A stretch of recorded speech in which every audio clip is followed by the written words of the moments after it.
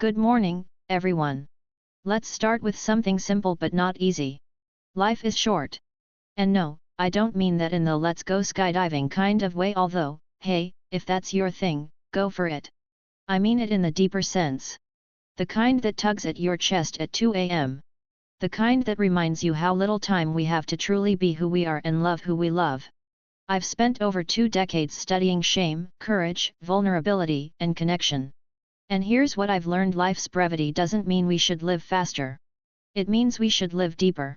Now, I know that word vulnerability makes some of us squirm. It's often mistaken for weakness. But I'm here to tell you, it's not weakness, it's courage. When we allow ourselves to be seen, really seen, we open the door to meaning. Life is short. Too short to keep building walls and calling them boundaries. Vulnerability is the bridge not just to others, but to ourselves. Let me ask you this: are you choosing courage, or are you choosing comfort? Because life is short, and when we choose comfort every time, we don't grow, we just maintain. We play it safe. We avoid the tough conversations. We stay small. But the people who leave an impact? The ones who show up in classrooms, boardrooms, and living rooms? They're the ones who choose courage. And it's not flashy. It's quiet, daily bravery. It's raising your hand, apologizing first, or saying I love you without knowing what you'll hear back. Here's a tough truth: perfectionism is not the same as striving for excellence. It's actually a defense mechanism. And shame? Shame tells us we're not enough, and perfectionism tries to prove we are, so we hustle, please, perform. But all the while, the clock keeps ticking. When we spend our lives trying to be perfect, we miss out on being real. And being real is what connects us. Remember, you don't have to be perfect to be loved. You have to be present. Living wholeheartedly is about showing up, paying attention, laughing loudly, loving fiercely. And it's also about rest, stillness, gratitude. We don't measure a life well lived in Instagram likes, degrees, or promotions. We measure it in moments of presence. The 10 seconds you paused to look someone in the eyes. The 3 minutes you spent breathing deeply instead of spiraling. The hour you spent playing with your kid or checking in on a friend. When we hear the word vulnerability, most of us flinch a little. It's not something we were taught to celebrate. It's not usually the word we aspire to be known for. In fact, for many people, vulnerability is something to avoid, to manage, to control. We're told to toughen up, to hide our weaknesses, to never let them see us sweat. And so, we armor up emotionally, mentally, even physically. We become experts at avoiding discomfort. But here's the thing: the more we avoid vulnerability, the more disconnected we become, not just from others, but from ourselves. Vulnerability, at its core, is uncertainty, risk, and emotional exposure. It's showing up when we don't know how it's going to turn out. It's saying I love you first. It's raising your hand in class even when you're not totally sure your answer is right. It's telling someone you're struggling. It's applying for a job you're not quite qualified for. It's starting over, asking for help, admitting you're afraid, or standing up for something when your voice shakes. That's what vulnerability looks like in real life. It's not weakness. It's not a flaw in character. It's the birthplace of courage. The truth is, we can't selectively numb emotions. When we numb vulnerability, we also numb joy, gratitude, creativity, and love. We think we're protecting ourselves from pain, but in reality, we're building walls that keep out everything that makes life meaningful. Vulnerability is the key to connection, and connection is why we're here. It's what gives purpose and meaning to our lives. Without vulnerability, there is no empathy, no trust, no intimacy, no learning, no growth. In our schools, in our workplaces, in our relationships, we've created cultures that reward perfectionism and punish emotional exposure. We pretend that being strong means not feeling, not needing, not showing. But that version of strength is hollow. It's performative. True strength is the person who gets back up after falling, who owns their story instead of running from it. It's the leader who admits they don't have all the answers but is committed to learning. It's the parent who tells their child, "I'm sorry, I got that wrong," because modeling accountability is more powerful than pretending to be flawless. When we step into vulnerability, we allow ourselves to be seen. And yes, that's terrifying. It's terrifying because we risk judgment, rejection, and failure. But here's what we gain: real connection, authentic relationships, the ability to love and be loved for who we truly are. We stop performing and start being. That's where belonging happens. Not fitting in, because fitting in is about changing who you are to be accepted. Belonging is being accepted for who you are. And you can't belong if you're hiding. Let me be clear, vulnerability isn't oversharing. It's not about spilling your guts to anyone who will listen. It's about boundaries. It's about trust. It's about choosing to be open with people who have earned the right to hear your story. But it is about honesty. It's about having the courage to show up when you can't control the outcome. It's about authenticity over approval. In educational spaces, vulnerability is essential. It's how we learn. Learning is inherently vulnerable. To say "I don't know, I need help," or "I got it wrong" requires humility. But it also requires psychological safety spaces where students and teachers alike feel safe enough to take those risks. As educators, parents, leaders, and learners, we have to model what it means to embrace vulnerability. That's how we create environments that foster curiosity instead of shame, growth instead of fear. And yes, it's uncomfortable. But that discomfort is the price of admission to a wholehearted life. We can't wait until we're perfect or fearless to step into the arena. Life doesn't wait. Relationships don't wait. Our chance to live with intention doesn't wait. If we wait until we feel completely ready, we might never begin. Courage isn't the absence of fear, it's moving forward despite it. We also need to talk about how shame plays into this. Shame is the voice in our heads that says, "You're not enough. Not smart enough. Not attractive enough.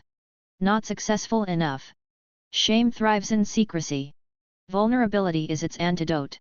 When we speak our shame, when we share our struggles with someone who responds with empathy, we take away its power. We begin to see that we're not alone. That we're human. That imperfection isn't a failure, it's a feature of being alive.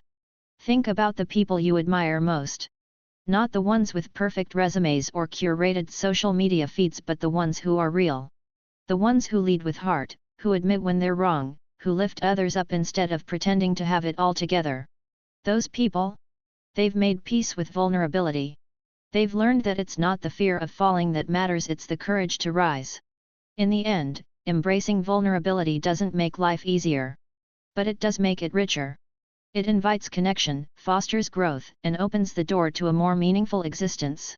It's about choosing to show up to live with our whole hearts even when we can't predict the outcome. Because life is short, yes. But it's also wide. And vulnerability is what lets us explore its full depth and dimension. So the next time you feel that tug, the one that says "don't say it, don't show it, don't go there," pause. Ask yourself, what am I protecting? And what might I gain if I chose to lean in instead of back away?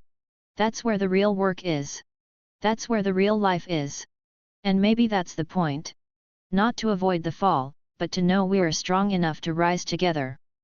Every day, in big and small ways, we are given a choice: do we choose courage, or do we choose comfort? And while comfort is seductive, easy, and often feels safe, courage is the choice that leads us toward growth, authenticity, and a life aligned with our values. The problem is, comfort rarely demands anything from us. It allows us to stay hidden, to avoid the hard conversations, to avoid the risk of being misunderstood, rejected, or wrong. Courage, on the other hand, requires vulnerability, and vulnerability is uncomfortable. But the truth is, nothing meaningful, nothing that brings us true belonging, real connection, or lasting purpose comes without some level of discomfort. We live in a culture that often confuses comfort with happiness. We've been taught to avoid pain, to numb discomfort, to take the path of least resistance. But ease isn't the same as joy. Numbing isn't the same as peace. And staying quiet to keep others comfortable isn't the same as being kind. When we continually choose what's comfortable, we start to lose touch with our values, with our purpose, and sometimes even with who we really are. We trade our integrity for temporary relief. We silence ourselves to avoid conflict. We hide parts of ourselves to fit in. And slowly, we begin to forget what courage feels like. Courage isn't flashy. It's not always loud. It's often quiet, gritty, and deeply personal. It's not about grand gestures, it's about the daily decisions to show up when it would be easier not to. It's the teacher who tries a new approach in the classroom even if it might fail. It's the student who raises their hand with a question they're afraid will sound silly. It's the employee who gives honest feedback because they care enough not to stay silent. It's the parent who admits they made a mistake. These moments may seem small, but they add up. They shape who we are and how we show up in the world. We don't stumble into courage. It's a conscious choice. And it's a choice that often asks us to sit in discomfort, to take risks, and to be seen. The heart of courage is vulnerability, being willing to show up and be seen when we can't control the outcome. That's why it's hard. That's why most of us would rather scroll, swipe, avoid, or numb. But there is no growth without discomfort. There is no progress without friction. There is no bravery without fear. Courage is about leaning into the moments when we're not sure, when it's not easy, when the stakes feel high, and choosing to stay present anyway. When we prioritize comfort over courage, we create environments where fear thrives. We stop speaking up. We stop asking questions. We stop pushing ourselves. In schools, in workplaces, even in families, this can lead to cultures of silence, disconnection, and disengagement. We start to see people going through the motions, afraid to take initiative, afraid to fail. But when we create space for courage, when we reward risk-taking, vulnerability, and honest dialogue, we see people come alive. We see innovation. We see empathy. We see people stepping into their full potential. One of the most powerful things we can do as educators, leaders, or caregivers is to model courage. Not perfection courage. That means admitting when we don't know something. That means apologizing when we mess up. That means having the hard conversations, even when our voice shakes. Because courage is contagious. When people see us choosing courage, it gives them permission to do the same. It builds trust. It strengthens connection. It teaches others that it's okay to be human, that it's okay to not have it all together. It's also important to understand that courage and comfort are rarely found in the same place. If we want to have honest relationships, we have to be willing to say the hard things. If we want to make a difference in our communities, we have to be willing to stand up and speak out. If we want to grow, we have to be willing to be uncomfortable. And that's hard, especially when we've been taught that discomfort is something to avoid. But the truth is, discomfort is a sign that we're doing something meaningful. It's a signal that we're pushing the edge of our comfort zone, stepping into the unknown, and taking ownership of our lives. Courage isn't about never being afraid. It's about being afraid and showing up anyway. It's about being willing to feel the fear and do it anyway. And that's a skill. It's something we can practice and get better at over time.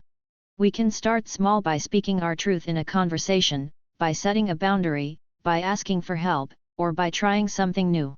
Every time we choose courage, we get stronger. Every time we choose to show up, we build resilience. And over time, those small acts of bravery start to shape our identity. We begin to see ourselves as someone who can handle discomfort. As someone who can do hard things. The reality is, we will never get to a place where choosing courage feels completely safe or easy. But we can get to a place where we value it so much that we're willing to choose it anyway. Because the alternative, living a life governed by fear, self-doubt, and avoidance, isn't really living. It's existing. And life is too short to spend it hiding. It's too short to play small.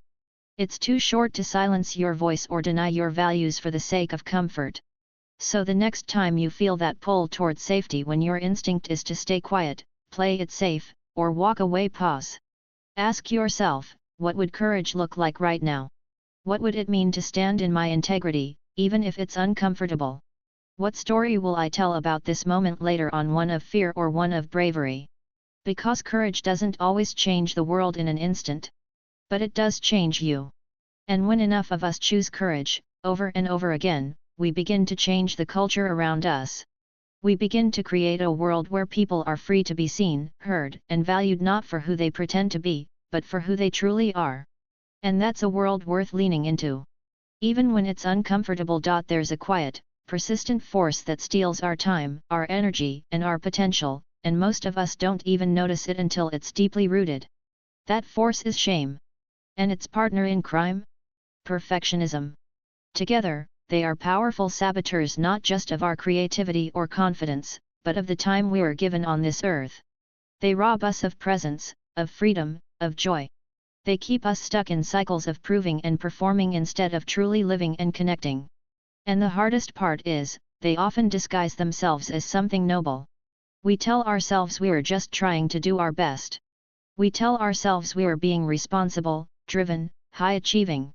But underneath all of that hustle is often something much harder to face, the fear of not being enough. Shame is the intensely painful feeling or experience of believing that we are flawed and therefore unworthy of love, belonging, and connection. It whispers lies into the corners of our minds. You're not smart enough. You're not attractive enough. You're too much. You'll never be enough. These messages don't usually come from nowhere. Many of them have been planted in childhood, reinforced through systems, media, and culture, and internalized over time. They shape how we see ourselves, how we engage with others, and how we navigate the world. And most importantly, they shape how we spend our time. When we live under the weight of shame, we don't live freely. We spend hours rehearsing and editing our words, afraid of being misunderstood. We replay conversations in our heads, wondering if we said the wrong thing. We hesitate to take action, waiting until we're completely sure we won't fail or be judged. We don't start the book, the business, or the project not because we are lazy, but because we are afraid we won't be perfect at it. Shame steals not just our confidence but our time. Time we could have spent creating, exploring, laughing, loving. Time we can't get back. Perfectionism, for many of us, feels like a badge of honor. It's often praised and rewarded in schools, in workplaces, even in families. But perfectionism isn't the same as striving for excellence. Excellence is internally driven and grounded in growth. Perfectionism is externally focused and rooted in fear. It's the belief that if we do everything perfectly, we can avoid shame, judgment, and blame. But perfectionism doesn't protect us. It traps us. It keeps us from starting until things are just right. It tells us we have to earn our worth. It demands we edit ourselves to be more likable, more impressive, more palatable. And every minute we spend trying to be perfect is a minute we are not being real. A minute we are not connected to our truth or our creativity or our purpose. One of the biggest lies perfectionism tells us is that it will save us time in the long run. That if we do it right the first time, if we avoid mistakes, we won't have to deal with failure. But that's not how life works. Life is messy. People are imperfect. And failure is inevitable. Trying to perfection-proof our lives doesn't make us more efficient, it makes us more anxious. It doesn't make us more successful, it makes us more fragile. We spend hours polishing emails that don't need polishing, rewriting resumes over and over, hesitating to share our work, our voice, our ideas, because they're not flawless yet. Meanwhile, the clock keeps ticking. Shame and perfectionism also steal time in our relationships. When we're wrapped up in shame, we struggle to let people see who we really are. We keep parts of ourselves hidden. We play roles. We say what we think others want to hear instead of what's true. This creates a disconnect. We don't feel fully seen or known, which can leave us feeling isolated even in a room full of people. Vulnerability is what leads to connection, but shame tells us vulnerability is dangerous. So we armor up. We stay surface level. We miss out on depth, on intimacy, on the kind of human experiences that give our lives richness and meaning. Perfectionism, too, gets in the way of connection. It makes it hard for us to accept love or appreciation, because deep down, we don't believe we've earned it. We deflect compliments. We downplay achievements. Or we overwork, overcommit, and overdeliver to prove we're worthy. And even when people do love us, we secretly wonder if they'd still love us if they saw the messy parts. That inner script of never being enough means we are constantly striving, constantly comparing, and constantly exhausted. We're living under a time-consuming illusion that someday, if we just try harder, we'll finally get it right. So what's the way out? It starts with awareness. With naming shame when it shows up. With recognizing the voice of perfectionism and choosing, instead, the path of self-compassion. Self-compassion isn't letting yourself off the hook, it's being honest about your limitations and loving yourself anyway. It's saying, I did my best with what I had, and believing that's enough. When we practice self-compassion, we create space to take risks, to be imperfect, to try and fail and try again. We spend less time managing our image and more time living our truth. It also means setting boundaries with ourselves and with others. Boundaries that protect our time, our energy, and our mental health. It means asking hard questions. Am I doing this to be seen a certain way, or because it aligns with who I am? Am I making this perfect to impress others, or because it really matters? Am I avoiding something out of fear, or am I honoring my values? These questions help us move from automatic shame-based patterns to intentional, value-driven choices. When we begin to let go of shame and perfectionism, we begin to reclaim our time. We free ourselves to explore, to play, to rest, to connect, to just be.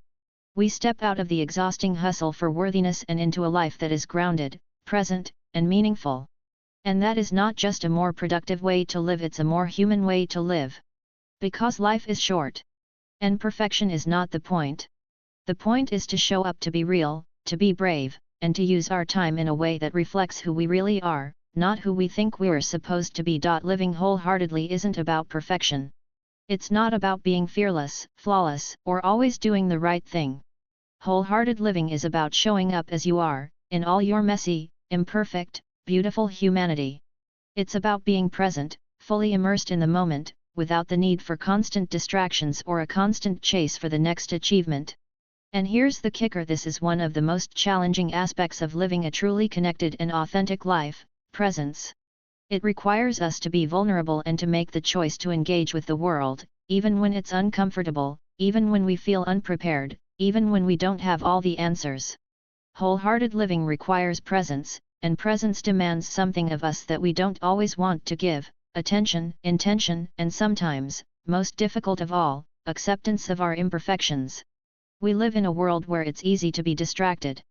Our phones buzz constantly with notifications, we're surrounded by endless streams of information, and we're bombarded with pressures to perform, to achieve, to show up in a way that aligns with the ideals of others.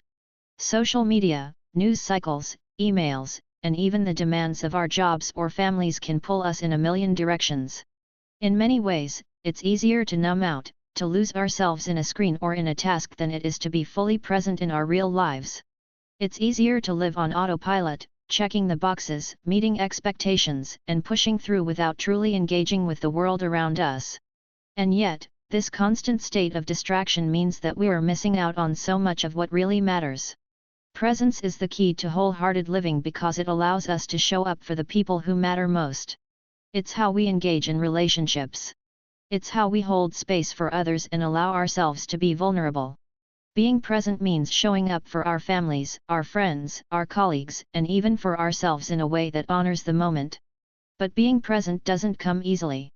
It takes practice, and it requires us to slow down, take a deep breath, and tune into what's happening inside us and around us. We have to push against the cultural forces that pull us into the next thing, the next goal, the next fix. When we aren't present, we're living in the future or the past. We're ruminating on something that happened yesterday, something we regret, something we wish we had done differently. Or we're worrying about something that might happen tomorrow, something that we fear, something we don't feel prepared for. Both the past and the future are filled with stories we've told ourselves, and while reflection and planning can be useful, they can also keep us from being fully alive in the here and now. When we aren't present, we miss the subtle beauty of everyday life: the smile of a loved one, the warmth of sunlight on our skin, the joy of a shared conversation. Wholehearted living is about making the choice to engage with life as it is, not as we wish it to be or as we fear it might turn out to be. This doesn't mean that we should ignore our responsibilities or neglect our plans for the future. It simply means that we must make space to be mindful of the present moment, to be aware of the feelings, the sights, the sounds, and the experiences that make up our everyday lives. It means taking the time to check in with ourselves, our thoughts, our emotions, our physical sensations, and with others.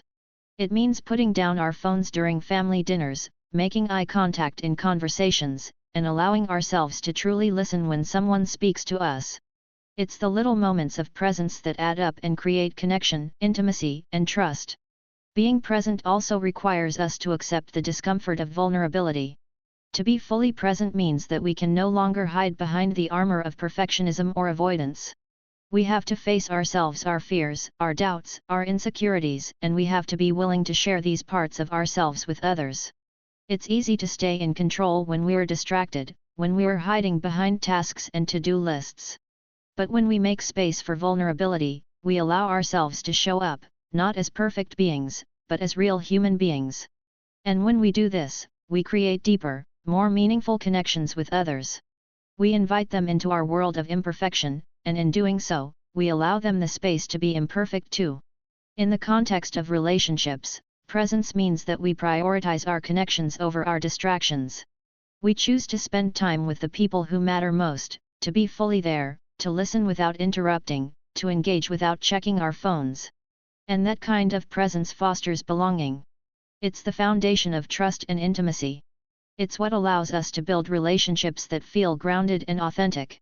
The people who love us the most are the ones who feel seen and heard, not just in the big moments but in the small, everyday interactions that make up the fabric of our lives.